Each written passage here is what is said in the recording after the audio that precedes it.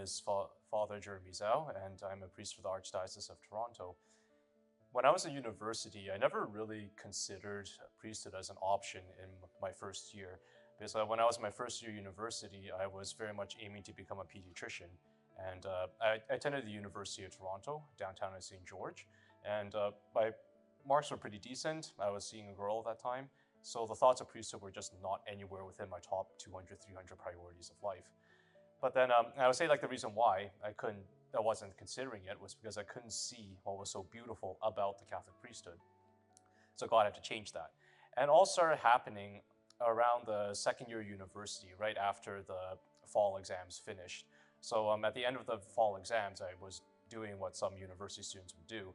So this December, I finished my last exam. I went back to my dorm, and I just spent the rest of the evening watching YouTube videos. A little bit of a sports guy, so I was just going through all my sports feeds. It was 3 a.m. in the morning, and then very curiously on the YouTube, the recommended, you know how there's a recommended feed right off to the side. Very curiously, a Vocations video popped up, and I was just thinking to myself, well, I don't have class the next day, I don't have anything else to worry about. Might as well just watch it. It's already 3 a.m. So I pressed this video and just watched. And partway through the video, about halfway through, there was a line where it said that Jesus Christ, he got off the boat and he saw the crowds and his heart was moved with compassion for them because they were sheep without a shepherd. And for whatever reason, that line really struck me very, very deeply. I found myself like crying from my laptop. I had no idea why.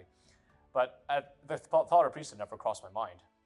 At that time, I just took over as a youth minister at my home parish. So I just figured that, okay, maybe God, this is just you inviting me to do the youth ministry well.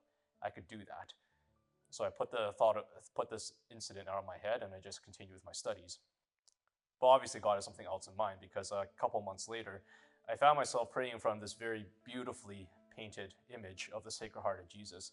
It looks like he's staring right into your soul. And as I was just like staring into Christ and he was like looking at me in this picture, it was weird. Within a flash of a second, like all of the faces of the young people I was serving with at that time, they flashed in my mind. And within my heart, I heard a voice suddenly say, Jeremy, in the future, these would be sheep without a shepherd who's going to watch over them.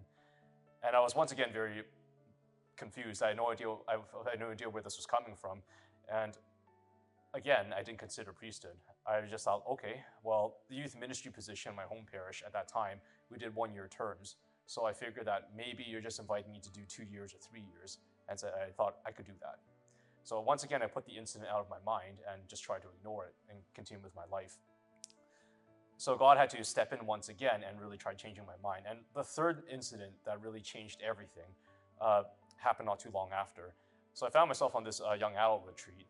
And at this particular retreat center, right outside the chapel, there's a very beautiful portrait of Christ that faces the west window.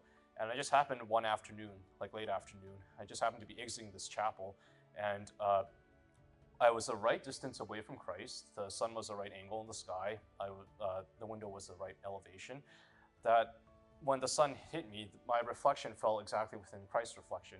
But the beautiful thing was you didn't see any of my features. You only saw Christ's features like shining through. And then it was then that I finally understood why the priesthood was so beautiful.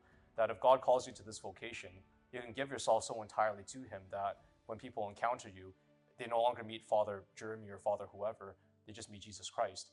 And I remember pausing there in the hallway going like, wow, that's actually kind of cool. Now, it didn't convince me that like, you know, priesthood was what I wanted or that this was what God was calling me to, but I was finally open to it. And I think with God, whenever you give him like a little opening, even if it's an inch, he would just take it and go all the way. It's like the next couple of years over university, I started praying about it a bit more, asking the Lord if he wanted me to become a priest or be married. And to my surprise, I found myself desiring the priesthood more and more and more in prayer. And you know, I got connected to the vocations director. He connected me to the spiritual director. And by the time I was at the end of university, I knew my heart lay in the seminary. I went to a couple come-in season as well.